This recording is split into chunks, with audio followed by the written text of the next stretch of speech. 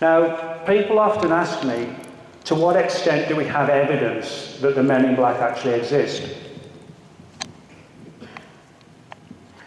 The answer to that question is, well, it depends on how you view the evidence. Now, that's a guy named Tim Beckley. Now, in the mid-1960s, Tim, along with a colleague, Jim Moseley. Jim, unfortunately, died a couple of years ago, but Tim is still active in the field today. And back in the 1960s, there was a husband and wife UFO team, Jack and Mary Robinson, and they lived in Jersey City. And Jack had a day job, and Mary stayed at home.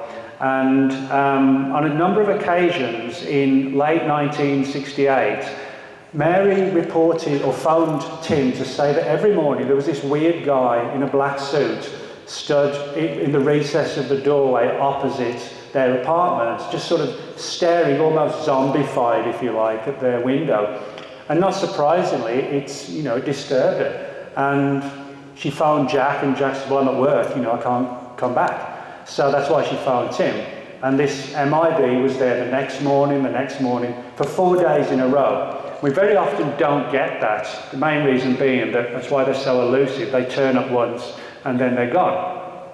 So Tim said to Jim, well, if this guy has been here 4 days running, maybe we can see he's going to be there for a 5th day. So they anticipated the possibility that he would still be in the recess of this doorway, staring sort of ominously at the Robinsons' apartment and freaking Mary out.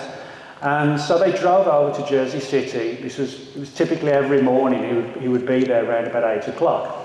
Bear in mind it was the rush hour, so what happened, Tim was driving and Jim leaned out the window, and sure enough there was the guy, and he managed to snap one picture of him, which the reproduction isn't great, but you'll be able to see what I'm talking about.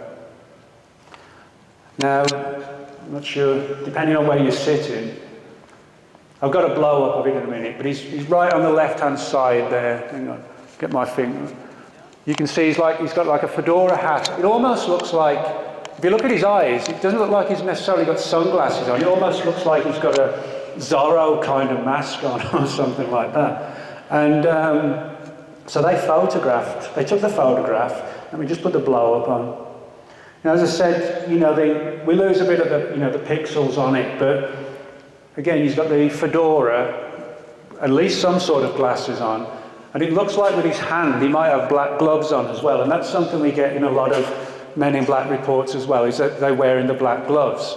And, although he's just looking out, he does kind of have like an eerie, hypnotic, zombified stance. He's just staring outwards. And that's exactly what Mary said, that he would just stare intently at their window for like 15 minutes.